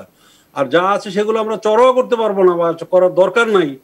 আমি এটা বুঝতে পারি না, যেটা কি কি কি বলার চেষ্টা করছি আমরা। জনাব নিয়াজুর রহমান, আমি শেষ করে দিচ্ছি, আমি কথাটা জনগণত্বের বিষয়টা সেটা বলছি। সেটা হলো যে আমাদের কথা হলো যে ঢাকা সমগ্র বাংলাদেশকে যতক্ষণ পর্যন্ত আমরা বসবাসযোগ্য করতে না পারবো, ততক্ষণ ঢাকা শহর থেকে কোনো কিছু আমরা সরাইতে পারবো না। সবই ঢাকায় থাকবে, কারণ সমস্ত অর্থনৈতিক কর্মকাণ্ড বলি, যত রকম স্বাস্থ্য সেবা, শিক্ষা, আইন, বিচার সব ঢাকা শহরে। সুতরাং যতক্ষণ পর্যন্ত এগুলো ঢাকা থাকছে, লোকজন ঢাকায় আসবে, ঢাকায় থাকবে, এটি স্বাভাবিক, এবং সেটা মাথায় রাখতে হবে। তালা দিয়ে কিন্তু আসলে আমি যেটা মনে করি, নিরাজ সেদিন বলছিলেন যে তালা দিয়ে উনি জনগণ ইয়ে করবেন, আমি একবার সংক্ষেপে বলি কথাটা। ঢাকা শহরে 1 বিঘা প্লটে জায়গা, 1 বিঘা প্লট কিন্তু শুধু গুলশান এবং ধানমন্ডিতে আছে, তাও খুবই কম। বেশিরভাগ প্লট কিন্তু 2.5 কাঠা, 3 কাঠা এবং 5 কাঠা, যে কোনো আবাসিক এলাকায়। এমনকি তার চেয়ে ছোট, অনেক বেশি ছোট ছোট প্লট আছে। এখন সেইখানে আমি যদি বলি যে 96 রুলে দেখা যেত যে ইভেন 2.5 কাঠায় প্রতি ফ্লোরে 2 ইউনিট, মিনিমাম 10 ইউনিট, কোথাও কোথাও 12 ইউনিট তৈরি করা হয়েছে, এবং 5 কাঠায় মিনিমাম 10 ইউনিট তৈরি করা হয়েছে। সেখানে নতুন বিধিমালায় 10 তলা করে 5 কাঠা জায়গার উপরে 10 তলা করলে সর্বোচ্চ 9টা ইউনিট হয়, কোথাও কোথাও 8টাও আমরা করেছি, 7টাও করেছি। আর 3 কাঠা যে 2.5 কাঠা, সেখানে 6টার উপরে করাই যায় না। তাহলে আগে ছিল 10টা, 11টা, 12টা, এখন হলো 9টা, 8টা, 6টা। তাহলে কি কোন বিধিমালায়? এই নতুন 2008 বিধিমালায় 10 তলা বিল্ডিং এ কয়টা ইউনিট আমরা 5 কাঠা বানাচ্ছি এখন, আগে কটা বানানো হতো? একটু খেয়াল করার বিষয়টা আছে। সুতরাং এই বিধিমালাটাকে আমরা যেভাবে ইয়ে করছি, কথা হলো যে আমাদের এখানে আসামি বানানো হয়েছে যারা আমরা বিধিমালাটা তৈরি করেছিলাম, কিন্তু সেইখানেও আমি বলবো যে সেই জায়গাটাও আপনারা দয়া করে একটু ভালো করে বুঝে নেন। আমরা কথা বলি, আমাদেরকে আমি মনে করি 2008 বিধিমালা কি ছিল সেইটা নিয়েও একটা আলোচনা হওয়া দরকার। ধন্যবাদ। জনাব নিয়াজুর রহমান, আপনার কাছে আসার আগে আমার আসলে আমার জিজ্ঞাসা হচ্ছে যে, দেখে মনে হচ্ছে যে একটা বড় সমস্যাই হচ্ছে যে আপনারা যেটা বলেছেন ইমারত নির্মাণ বিধিমালা 2008, সেটা নিয়ে আপনাদের কিছু সাজেশন আছে ড্যাপে, এবং ওনারা বলছেন যে ইমারত নির্মাণ বিধিমালাটা ঠিক না রাখলে তাহলে হয়তো ওনাদের, আমি যদি বুঝতে ভুল না করে থাকি, রিহাবের ক্ষেত্রে বা স্থপতি ইকবাল হাবিব যেটা বলছেন যে পুরো জায়গাটার ক্ষেত্রে আমাদের আসলে বাস্তবিক একটা পদক্ষেপ নিতে হবে। তো এই জায়গা থেকে আপনারা কি ভেবেছেন ড্যাপ তৈরি করার সময়? আমি আওয়াল সাহেবের 2টা প্রশ্ন, প্রথমটা যেহেতু ছোট, উত্তরটা হবে রাস্তা, সেটা একটু বলে দিই চট করে। 1 নম্বর হচ্ছে যে এইবার আমি প্রথমে বিনীত অনুরোধ করেছিলাম সবাইকে যে আমাদের ড্যাপটা আসলে পড়ে দেখে কথা বলতে হবে। আমরা সবাই কিন্তু অন্যের কথা শুনে এইসব গণমাধ্যমে এসে বক্তব্য দিচ্ছি, এবং সেখানে আসলে ভুল তথ্য ছড়া যাচ্ছে কিংবা খণ্ডিত তথ্য ছড়া যাচ্ছে। সেটা হচ্ছে আমাদের ড্যাপে কোথাও বলা হয় নাই যে রাস্তা, সরু রাস্তা চড়া করা যাবে না, বরং আমাদের ড্যাপে ইন্টার রিজিয়নাল কালেক্টর, ডিস্ট্রিবিউটর এবং লোকাল রোডের একটা বিরাট নেটওয়ার্ক ডিজাইন করা হয়েছে, যেটা ফার্স্ট ফেজে, অর্থাৎ এই 20 বছরের প্রথম পর্যায়ে করা হবে। সেইগুলি কিন্তু ওয়াইডেনিং, তার ডিটেল কেমন হবে, তার ফুটপাথ কেমন হবে, সেইগুলি সহ ডিজাইন দেওয়া আছে। সুতরাং আমরা এটা বলি নাই, বলেছি সেটা হচ্ছে যে বাকি যেই জায়গা আছে, অর্থাৎ আওয়াল সাহেব যেটা বলেছেন যে ঢাকায় কিন্তু এই মুহূর্তে 20 ফিটের থেকে চড়া কম রাস্তা আছে হচ্ছে 90%, অর্থাৎ 20 ফিট এবং তার উপরে রাস্তা আছে মাত্র 10%। তাহলে আমি যে এই জিনিসটা বন্ধ করে রাখবো, ওই যে আবার বলছিলাম যে আপনি যে প্ল্যান পাস করতে দিচ্ছেন না, সেই কারণেই কিন্তু আসলে গরিব মানুষ, যার জন্য আমরা সবাই দুঃখ করছি, হ্যাঁ, তাদের সর্বনাশ হচ্ছে। এবং আরেকটা মজার জিনিস হচ্ছে, দেখেন কাদেরকে বের করে দিব আমরা, সেই প্রশ্নটা কিন্তু আসছে। আমরা কি রিক্সাওয়ালাদের বের করে দিব? আমরা কি গার্মেন্টস ওয়ার্কারদের বের করে দিব? আমরা কিন্তু একবার বলছি না কেন এই শহর থেকে আর্কিটেক্ট ইঞ্জিনিয়ার সব বের করে দেওয়া যায়? ওরা কি নাগরিক না? আমরা কি নাগরিক শুধু? এই প্রশ্নটা কিন্তু আমাদের মাথার মধ্যে সেট হয়ে আছে। আমরা কিন্তু বের করে দিতে বলতেছি। দেখেন, প্রতিটা মেয়র, প্রতিটা সরকার এসে রিক্সার উপর যে জবরদস্তি করে, আপনি জিজ্ঞেস করেন কোনো আরবান প্ল্যানিংকে, ট্রান্সপোর্ট ইঞ্জিনিয়ারকে, যে তারা ঢাকার জ্যামের 1 নম্বর কারণ রিক্সা হিসেবে দেখে কিনা, দুর্ঘটনার 1 নম্বর কারণ রিক্সা হিসেবে স্ট্যাটিস্টিক্স আছে কিনা, ইভেন মোটর লাগানো রিক্সাগুলি যদি অ্যাক্সিডেন্ট হয়, ঢাকায় যে দুর্ঘটনা ঘটে স্ট্যাটিস্টিক্যালি বলতে হবে, তো সাইন্টিফিক্যালি তাটা নেগলিজেবল, কিন্তু আমরা তাদের উপর অত্যাচার চালাই, তাদেরকে সরাই দিই। আচ্ছা, এটা শেষ হলো। এরপরে আসছে হচ্ছে আমাদের ইমারত নির্মাণ বিধিমালায় আমরা যে হাইট রেস্ট্রিকশন দিয়ে কিভাবে এটা আমাদের জনঘনত্ব কমানো সম্ভব কিনা। প্রথমত হচ্ছে, আওয়াল সাহেবের সাথে আমি একটা একমত যে ঢাকার টোটাল যে পপুলেশন আছে সেইটাকে যদি কমাতে হয় তাহলে আসলে ন্যাশনাল পলিসি লাগবে, এবং ন্যাশনাল পলিসি যে নাই সেটা না, অন্তত গত 10 বছরে যে রাষ্ট্র কিন্তু খুব গুরুত্ব সহকারে ঢাকার বাইরে 100টা স্পেশাল ইকোনমিক জোন গড়ে তোলার কাজ চলছে। তার মধ্যে যদি 5টা কাজও শেষ হয় এবং সেখানে যদি মিল ফ্যাক্টরি হয়, আপনারা নিশ্চিত দেখতে পাবেন ঢাকায় এই আসার রেটটা, মাইগ্রেশন রেটটা কমে যাবে। সুতরাং ন্যাশনাল লেভেলে একটা কাজ চলছে, সে কাজ কতটুকু এফেক্টিভ না এফেক্টিভ সেটা অন্য প্রশ্ন। আর আমরা তো ঢাকার ভিতরে কাজ, ঢাকার ভিতর থেকে কিন্তু ওই যে আমি প্রথম বললাম ইন্টার রিজনাল রোড এবং এই যে মেট্রো রেল, এগুলি কিন্তু আমাদের একটা ক্যাটাগরি আছে।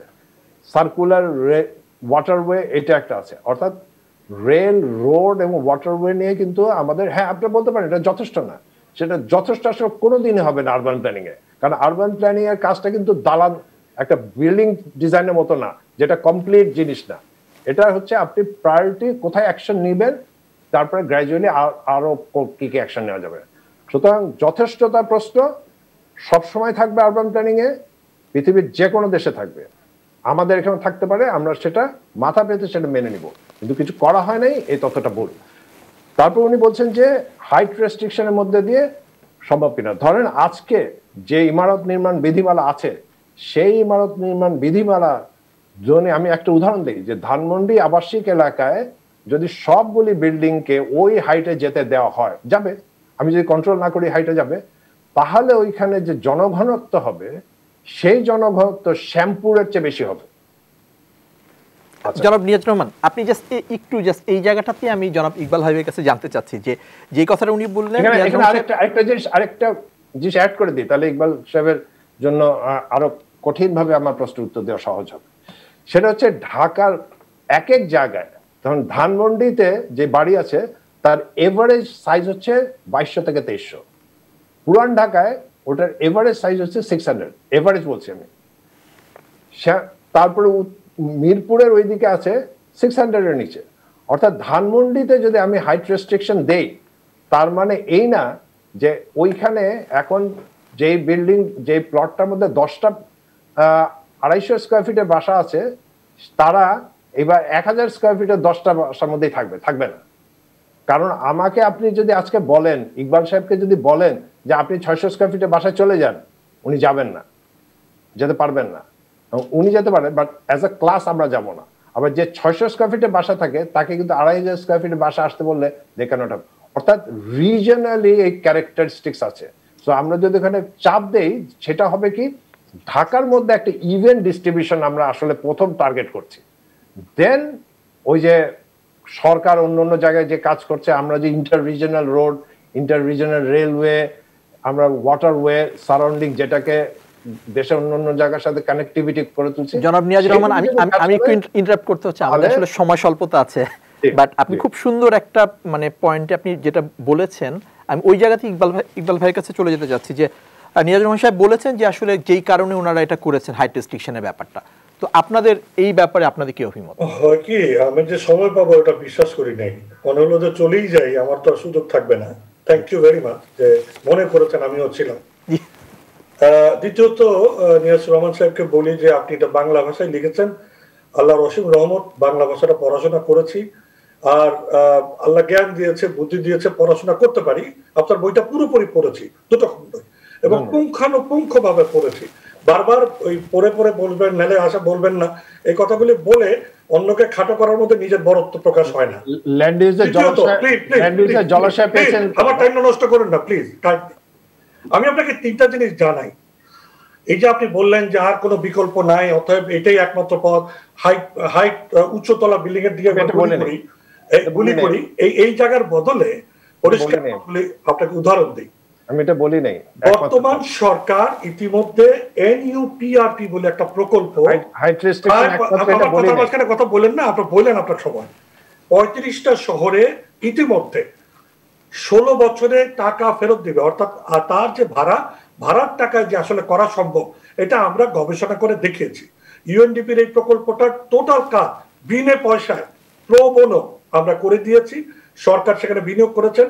খুশি হবেন, 35টা শহরে এখন কিন্তু নগরগুলোতে মাননীয় প্রধানমন্ত্রী বলেছে ধাগরদার আগে দেবে, পরিচ্ছন্ন করে আগে দিবে। অর্থাৎ গরিবকে টার্গেট করে এটা একটা এক্সাম্পল প্রজেক্ট চলছে। এবং এই কোটি কোটি টাকার প্রজেক্টটার মূল উদ্দেশ্য হচ্ছে আসলে তাকে বিনিয়োগ করলে সে সবার আগে টাকাটা দেবে, এবং মাত্র 14 থেকে 16 বছরে ভাড়ার টাকায় 1 টাকা অতিরিক্ত লাগবে না। যে টাকা সে ভাড়া দেয় ওই টাকা সে মালিক হতে পারবে। তার মানে এখানে পন্থা আছে। হাসিবুর রহমান বলে একজন আর্কিটেক্ট, আমাদের চেয়েও ইয়াং, তিনি তার জীবনটা অতিবাহিত করেছেন, এখন সিরাজগঞ্জে থাকেন, কোরাইল বস্তিতে থাকতেন আগে। তিনি মানুষকে নিয়ে কিভাবে সংঘবদ্ধ করলে তার আয়কে একটা পুঁজি বা ব্যাংক তৈরি করে সেখান থেকে যে কাজটা করা যায় সেগুলো তিনি চেষ্টা করছেন। এরকম অজস্র এক্সপেরিমেন্ট আছে। সবচেয়ে গুণগত জায়গাটা বলি, আতিয়া রহমান সাহেব যখন গভর্নর তখন তার কাছে গিয়েছিলাম, আপনি এই পদ্ধতিগুলো এক্সস্ট করতে হবে আগে, এবং তিনি বলেছিলেন ঘরে ফেরার জন্য সরকার 3 থেকে 3.5% লোন দেয়। আমরা কোনো নগর দরিদ্রের জন্য এরকম লোন দিতে পারি না। লিবর রেট, লন্ডন বেস যে লিবর রেট, সেখানে ওনারা টাকা নিতে পারেন, সেখানে বিনিয়োগ করতে পারেন।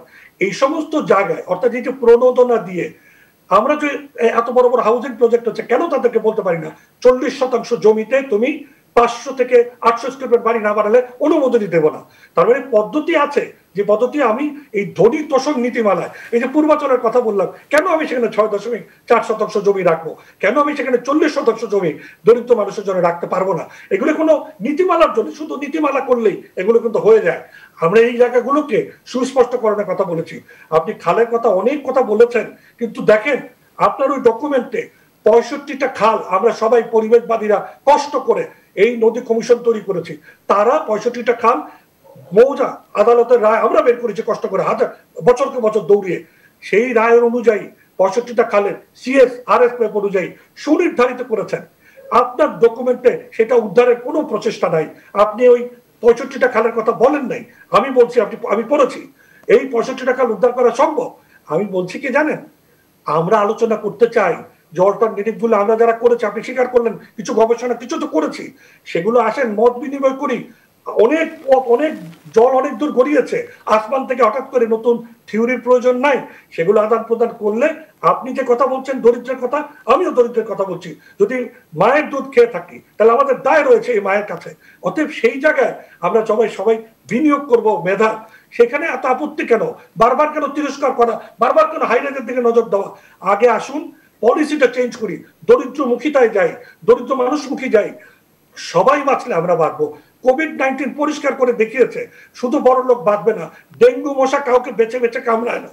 অতএব এই জায়গাগুলো আপনি যদি বারবার বলার চেষ্টা করেন, যে আইন কেউ মানছে না, যে ইমারত নির্মাণ না মেনে 96% ভবন হয়েছে, সেই আইনের কথা বারবার ডুগডুগি বাজিয়ে আসল জায়গাগুলো ধরছেন না। এখন পর্যন্ত তো বললেন না যে খালগুলি যারা পূর্বাঞ্চলে দখল করেছে, যে বড় বড় বিশাল প্রকল্পে 1000 একর জমি যাদের হাতে, তাদের খালগুলি কি করে উদ্ধার হবে, তাদের ওখানে স্কুল ভিত্তিক কিভাবে করে নতুন বিন্যাস হবে, কি করে উন্মুক্ত স্থান ভিত্তিক বিন্যাস হবে, সেই পলিসিটা কোথায়, স্পষ্টীকরণ কোথায়? যদি সেটা না থাকে, যদি সেটা না বলতে পারি, তাহলে এই ডকুমেন্ট আমি গ্রহণ করব না। পুরানো ঢাকার মানুষ স্বপ্ন দেখছে নিশ্চয়ই আমার রাস্তাটা বড় হবে, আর কিছু না হোক অ্যাম্বুলেন্সটা ঢুকতে পারবে, আগুনের ঘটনা ঘটলে বেরিয়ে যেতে পারবো। আপনি বলে দিলেন, একদম একটা প্যারা লিখেছেন, যদি পড়াশোনা, আমি যদি বাংলা পড়তে জানি, লিখেছেন এই আইনটা, এই রাস্তা প্রশস্তকরণের বিষয়টি শিথিল করা হলো, বাতিল করা হলো। আপনারা লিখেছেন, সেটাকে আরো যথার্থকরণ করা যেতেই পারে, আসুন আলাপ আলোচনা করে সেটা করি। আমি আপনি একই কথা বলছি, আপনার পথটাই একমাত্র পথ না। যারা সেটা মনে করে তারাই হিটলার হয়, আপনি তো হিটলার না।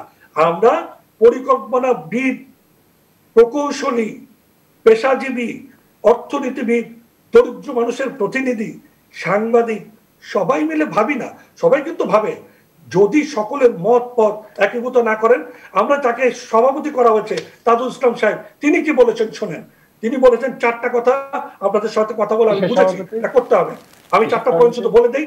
এক, উনি বলেছেন প্রভাব নিরীক্ষা সাপেক্ষে উনি আমাদের এই ডিটেল এরিয়া প্ল্যানকে সরকার তাজুল ইসলাম সাহেবকে দায়িত্ব দিয়েছেন এটাকে পরিচালিত করার জন্য, তিনি তার সভাপতি। তিনি বলেছেন ইমপ্যাক্ট অ্যাসেসমেন্ট ছাড়া আমি এটাকে ছাড়বো না, প্রভাব নিরীক্ষা সাপেক্ষে সেগুলো আমরা পরীক্ষা নিরীক্ষা করবো। 2, ত্রিমাত্রিক 3-dimensional স্পেটিয়াল প্ল্যানিং করে কিছু কিছু জায়গা দেখতে হবে, এক্সাম্পল দেখতে হবে, ওটা আমি দেখতে চাই এবং আমরা সবাই মিলে চলেন দেখি, দেখে আমরা অপশন, যেটা উনি বাংলায় ইংরেজিতে বলেছেন, আমি বাংলায় লিখেছি, বিকল্প সম্ভাবনা পর্যালোচনার পূর্বক আমরা এটাকে গ্রহণ করব। সাধুবাদ। এবং একই সঙ্গে অংশীজনের অন্তর্ভুক্তিতা, এবং সেখানে যদি পরিষ্কার কথা বলি, কারোর সাথে আলোচনা করলেই তার অংশগ্রহণ হয় না। তাকে আলোচনা সাপেক্ষে যে প্রস্তাবগুলি করলেন সেগুলি আবার নিয়ে যেতে হবে, নিয়ে যে বলবেন আপনি বলেছিলেন আমি এতটুকু পেরেছি, দেখুন তো ঠিক আছে কিনা, এটাকে বলে অংশগ্রহণ। আমি একবার গিয়ে তার সাথে কথা বলেছি, তারপর আমার যা করছে লিখে দিয়েছি, আমি কি বাইবেল লেখক? তা তো না। পরিকল্পনা কখনো বাইবেল লেখক হয় না। এই যে অংশগ্রহণকে যথার্থ করা, অংশগ্রহণের কতগুলো নর্মস রয়েছে সেগুলোকে কার্যকর করা, সেগুলো করতে অস্বীকার করার মধ্যে দিয়ে কোনো বীরত্ব নাই।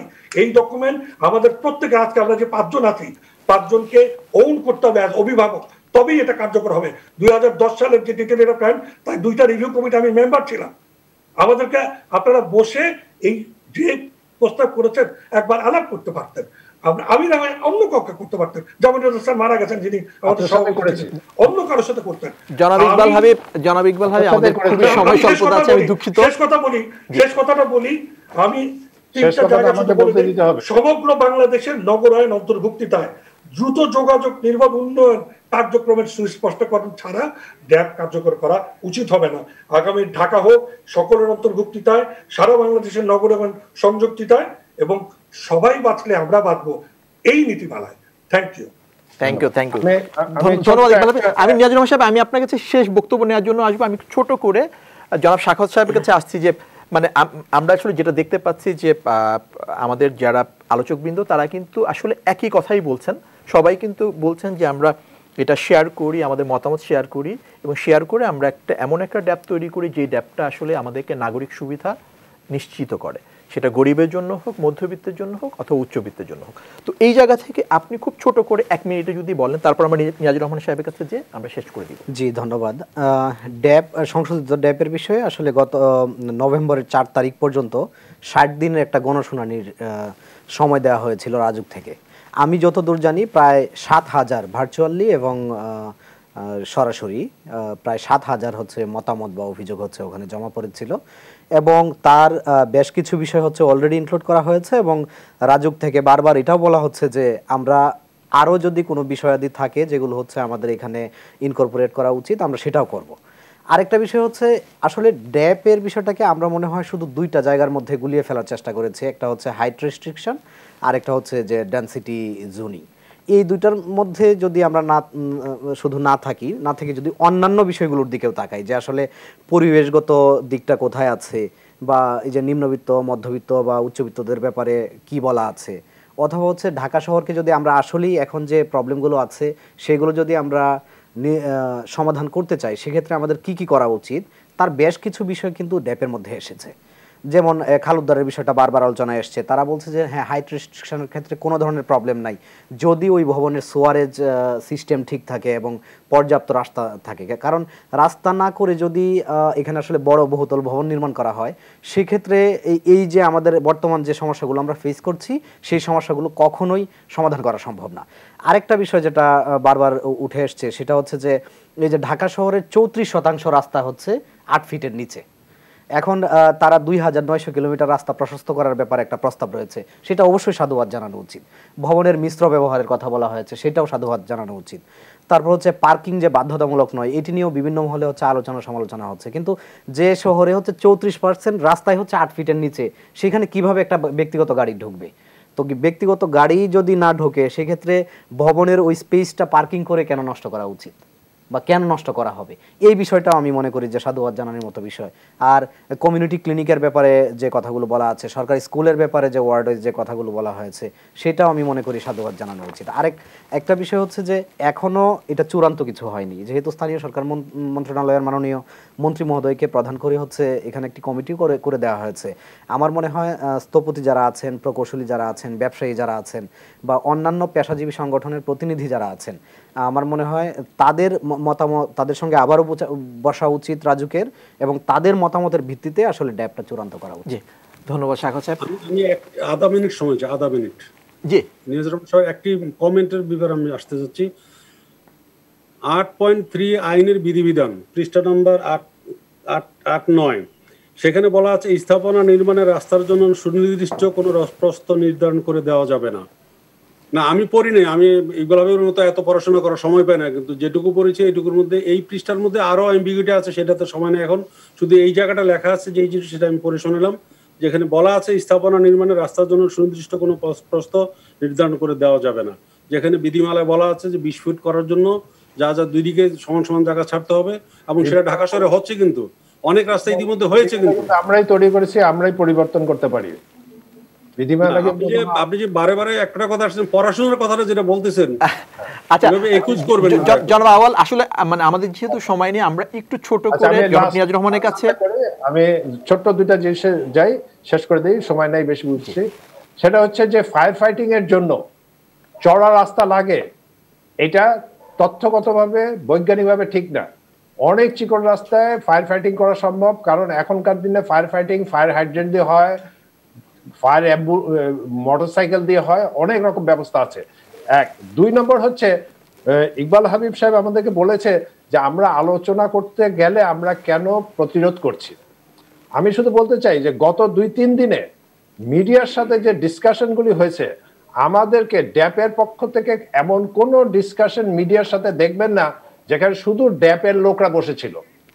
কিন্তু গতকালকে এবং তার কালকে একটা পেশাজীবী সংগঠন কোন রকম ড্যাপের লোকজনকে না নিয়ে জার্নালিস্টদেরকে ডেকে ড্যাপের সম্বন্ধে আলোচনা করেছে এবং একতরফা ভাবে বলেছে। সুতরাং আমরা আসলে ক্লোজ না, আমাদেরকে সরাই রেখে গণমাধ্যমের সাহায্য নিয়ে জনগণের সাথে কথা বলছে কিন্তু অন্যরা, বরং আমরা বারবার বলছি যে আমাদের সাথে কেন বসা হচ্ছে না, আমাদেরকে নিয়ে বসতে চাচ্ছে না কেন। এবং আপনি ফোন করলে ফোন ধরেন না, আপনাকে ফোন করেছিলাম, আপনি বলেছিলেন পরে কথা বলবো, তারপরে ফোনটা করেননি, ইউ ফরগট দ্যাট। ইকবাল ভাই, আমি আপনার কাছে আসবো 30 সেকেন্ডের জন্য। জনাব নিয়াজুর রহমান, মাত্র 30 সেকেন্ডে আপনি আপনার বক্তব্য শেষ করলে আমি ইকবাল ভাইয়ের কাছে গিয়ে আমি অনুষ্ঠানটা শেষ করতে যাচ্ছি। আমার কথা হচ্ছে যে এই সবাইকে বলবো যে ড্যাপটা ভালো করে পড়েন, এখানে সত্যি সত্যি ভুল ত্রুটি কি আছে কিংবা আমরা গুরুত্বপূর্ণ কিছু মিস করে গিয়েছে কিনা সেটা আমাদেরকে পয়েন্ট আউট করেন, আমাদের সাজেশন দেন, আমরা অবশ্যই ইনকর্পোরেট করব, কারণ এটা এখনো চলমান প্রক্রিয়া। এমনকি ড্যাপ পাস হওয়ার পরও কিন্তু ওখানে বলা আছে যে প্রতি 5 বছর পর রিভিউ করা হবে। এমনকি 5 বছরের মাঝখানেও বিশেষ কোনো ভুল ত্রুটি ধরা পড়লে, বিশেষ কোনো পরিস্থিতি তৈরি হলে, কারণ শহর কিভাবে গড়ে উঠবে সেটা কিন্তু শহরের ড্যাপ দিয়ে ঠিক হয় না। শহর কিভাবে তৈরি হবে, চেঞ্জ হবে, সেটা রাষ্ট্রীয় পলিসি দ্বারা পরিবর্তন ঘটতে পারে ব্যাপক। ধন্যবাদ নিয়াজুর রহমান। জনাব ইকবাল হাবিব, 30 সেকেন্ডে জাস্ট আপনার শেষ বক্তব্য। বর্তমানের যত আইন আছে, যত কার্যকারিতা আছে, সেটারে কার্যকর করতে ব্যর্থ হওয়া রাজুকের পক্ষে এই ড্যাব বানানো এবং কার্যকর করা সম্ভব না। দ্বিতীয়ত, বর্তমানের আইন দিয়ে আমরা যাদেরকে ধরার চেষ্টা করছি, আদালতে যুদ্ধ করছি, সেই আইনগুলিকে হঠাৎ করে সরিয়ে দিয়ে তাকে উত্তরণের জায়গা তৈরি না করে, বরং এটার দরকার নাই, এই কথাগুলি বললে আমরা জলাধার ঠেকাতে পারবো না আদালতে। আমরা গিয়ে ভুক্তভোগী, আমি জানি যে এই যে শব্দ চেঞ্জ করেছে, যে প্লাবন ভূমিকে ওনারা বদলে ফেলেছেন, এগুলো বাদ দিয়ে চলুন আরো শক্তভাবে সকলের জন্য একটা নগরায়ন দলিল তৈরি করি।